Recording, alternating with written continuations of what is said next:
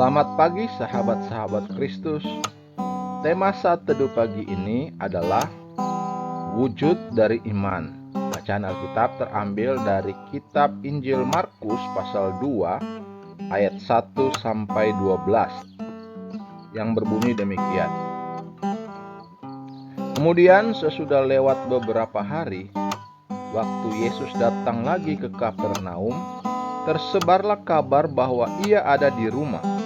Lalu datanglah orang-orang berkerumun sehingga tidak ada lagi tempat, bahkan pintu pun tidak.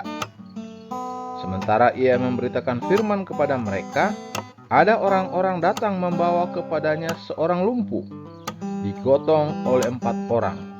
Tetapi mereka tidak dapat membawanya kepadanya karena orang banyak itu. Lalu mereka membuka atap di atas Yesus. Sesudah terbuka, mereka menurunkan tikar tempat orang lumpuh itu terbaring. Ketika Yesus melihat iman mereka, berkatalah ia kepada orang lumpuh itu, "Hai anakku, dosa-dosamu sudah diampuni." Tapi beberapa ahli Taurat sedang duduk di situ dan mereka berpikir dalam hatinya, "Mengapa orang ini berkata begitu? Ia menghujat Allah. Siapa yang dapat mengampuni dosa selain Allah sendiri?"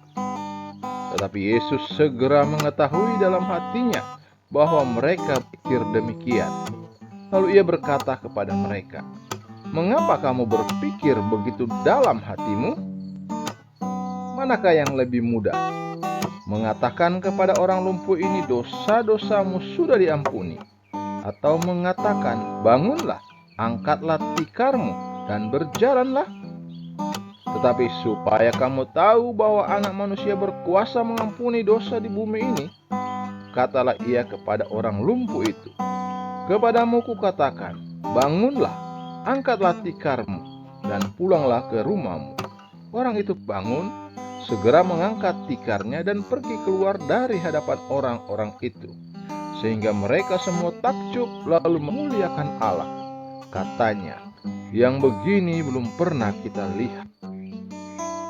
Ayat hafalan untuk perenungan pagi ini terambil dari kitab Injil Markus pasal 2 ayat yang keempat, yang berbunyi, mereka membuka atap di atas Yesus. Sesudah terbuka, mereka menurunkan tikar tempat orang lumpuh itu terbaring. Sahabat-sahabat Kristus, iman dan usaha untuk berbuat sesuatu adalah ibarat dua sisi dari sekeping mata uang yang tak terpisahkan. Tanpa ada perbuatan yang dilakukan, diragukan bahwa di situ ada iman. Yakobus 2 ayat 14 sampai 18. Bukankah perbuatan kita merupakan penampakan wujud dari apa yang kita imani? Sekumpulan orang yang beriman kepada Yesus menyaksikan bagaimana Yesus mengajar dengan kuasa dan mujizat, serta menyembuhkan orang sakit. Bacaan kita Markus 1 ayat 21 sampai 28. Dari situ, hati mereka tergerak untuk menolong teman sekampung mereka yang sejak kecil lumpuh dan tersisih hidupnya. Mereka beriman Yesus mampu menyembuhkan, maka mereka tidak diam saja. Meski banyak rintangan, mungkin rumah si lumpuh jauh, mungkin tubuhnya berat, ditambah lagi ketika sampai di tempat Yesus, ternyata rumah itu penuh sesak dan orang-orang tak mau memberi jalan. Namun sekali lagi iman itu mereka wujudkan dengan usaha yang pantang menyerah. Mereka membuka atap rumah dengan risiko si empunya rumah marah. Iman yang besar kepada Yesus memampukan mereka mengatasi segala hambatan.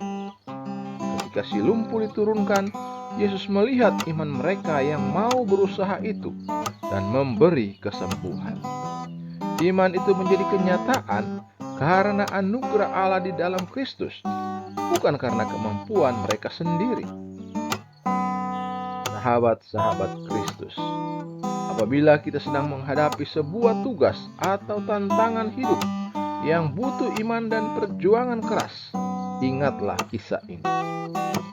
Teguhkan iman dengan memandang kebesaran Allah yang sanggup menolong sehingga menguatkan kita untuk berjuang pantang menyerah.